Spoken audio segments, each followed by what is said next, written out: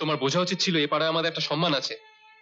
এভাবে একটা ছেঁড়া শাড়ি পরে দাঁড়িয়ে থেকে সবার চোখে আমাদের ছোট করার কোনো অধিকার তোমার নেই। গরিব ভিখিরি ভিক্ষা করে পেট চালাবার জন্য, আর তোমরা ভিক্ষা করে স্ট্যাটাস বজায় রাখার জন্য। ভিখিরির আবার স্ট্যাটাস? যে আমাদের ঠকিয়েছে তার সঙ্গে আমাদের কোনো সম্পর্ক নেই। মেয়ের বাড়ি থেকে তাহলে বৌভাতে কেউ আসবে না? না, মেয়েটির কথা তাহলে একবার ভাববে না? ওর বাবা যখন ওর কথা ভাবেনি, আমরা কেন ভাবতে যাব? ময়না এখন ও বাড়ির মেয়ে নয় বাবা, আমাদের বাড়ির বউ। ওর সুখ দুঃখের কথা আমাদেরই ভাবতে হবে। আমাদের হাতে এত সময় নেই যে ওই রকম একটা ভিখিরির মেয়ের কথা ভাব।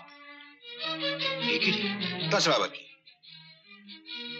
তুমি কখনো ভিখিরি দেখেছো? কেন দেখবো না?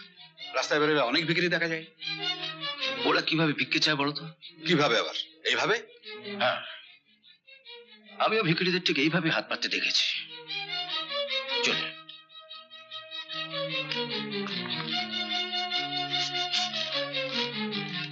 আচ্ছা বাবা, তুমি যখন ময়নার বাবার কাছ থেকে 20,000 টাকা নিয়েছিলে, কিভাবে হাত পেতেছিলে মনে আছে? কেন মনে থাকবে না? এইভাবে।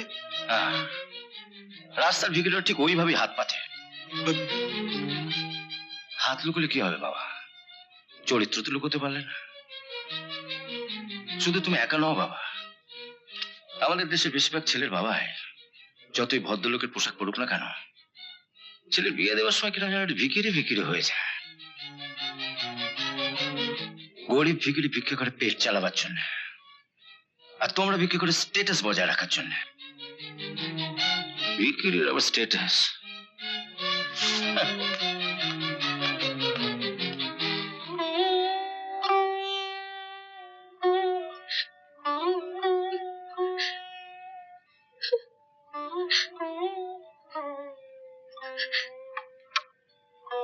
কেঁদে কোনো লাভ হবে না।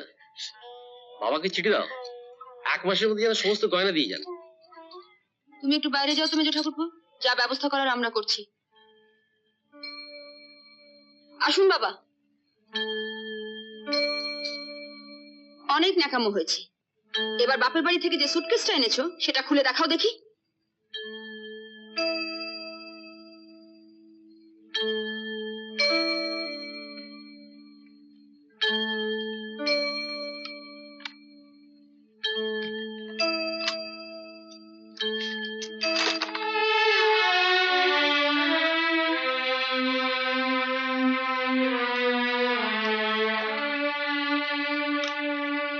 এগুলোর আর কি দাম হবে? নেই মামার চেয়ে কানা মামা ভালো বাবা। তা অবশ্য ঠিক। শোনা, এগুলো আমরা নিয়ে যাচ্ছি। তোমার বাবা গয়নাগুলো দিলে এগুলো ফেরত পাবে, বুঝেছ?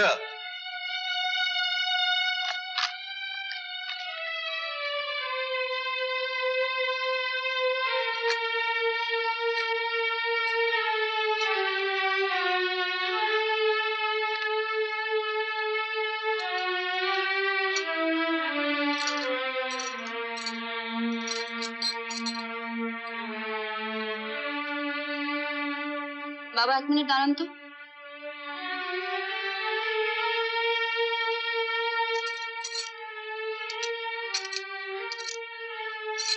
এগুলো কি সোনার?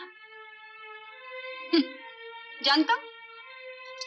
তা শাড়িটা তো বেশ ভালোই।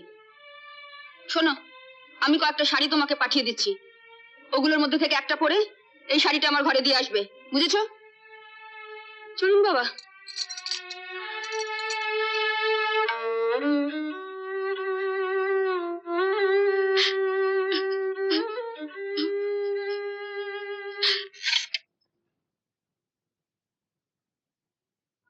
এইগুলো দিয়ে বাসন রাখবো ভেবেছিলাম। এই যে এইগুলো, তা এইগুলো দিয়ে দিই। দেখি দেখি।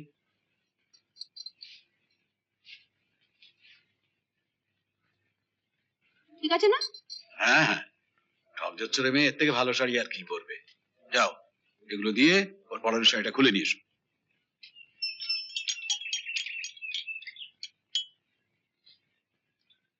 দশ ভরি গয়নার জন্য বাবা মেজবৌদির বাবার সঙ্গে যা ব্যবহার করলো না, এখন তো আমার মেজবৌদির সামনে গিয়ে দাঁড়াতেই লজ্জা করছে। তাই বলে বৌদির সঙ্গে আমাদের আলাপ করবি না? আরে মেজ বৌদিকে অন্তত বুঝিয়ে দে যে তুই বাবা আর বড় বৌদির দলে নেই। চল তাহলে যাই। হুম।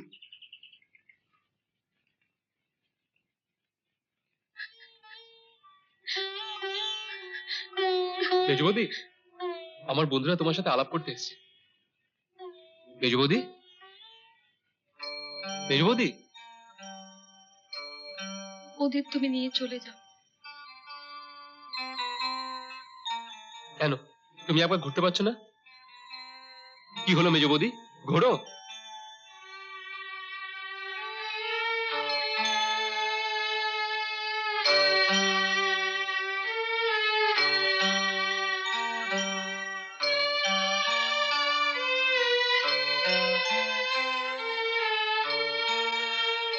এরকম একটা ছেঁড়া শাড়ি পরে আছো কেন?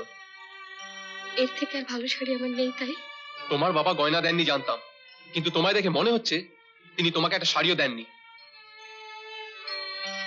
মেজবৌদি, তোমার বোঝা উচিত ছিল এ পাড়ায় আমাদের একটা সম্মান আছে। এভাবে একটা ছেঁড়া শাড়ি পরে দাঁড়িয়ে থেকে সবার চোখে আমাদের ছোট করার কোনো অধিকার তোমার নেই। বিয়েতে যে শাড়িগুলো পেয়েছিলে সেগুলো কোথায়? আসার সময় কি সব কটা মাকে দিয়ে এসছো? বাবা আমাকে গয়না দিতে পারেনি, এটা ঠিক কথা। তাই বলে তোমরা এক একজন করে এসে আমাকে এভাবে অপমান করে যাবে? আমরা অপমান করেছি? আমরা গরিব, খুব গরিব, তাই বলে কি আমাদের এতটুকু সম্মান থাকতে নেই?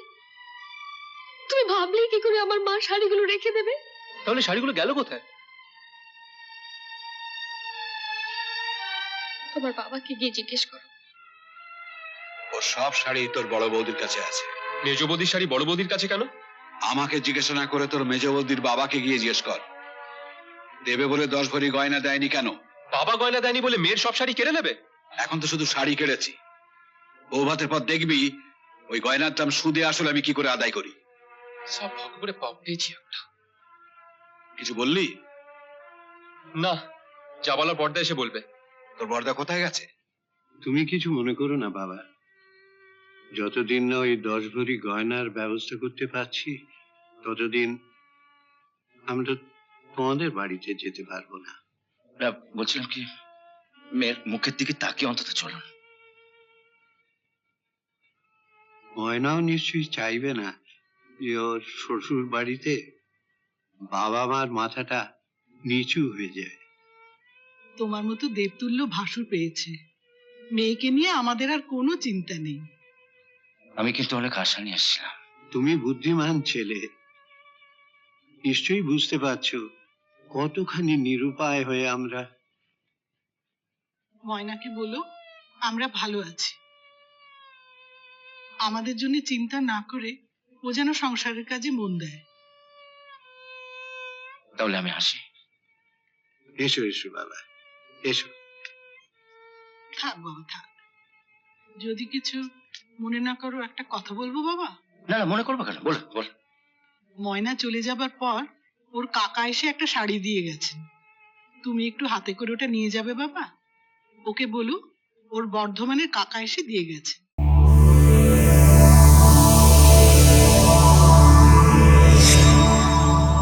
এরকম আরো অনেক সিনেমা দেখতে হলে ডাউনলোড করুন ক্লিক অ্যাপ।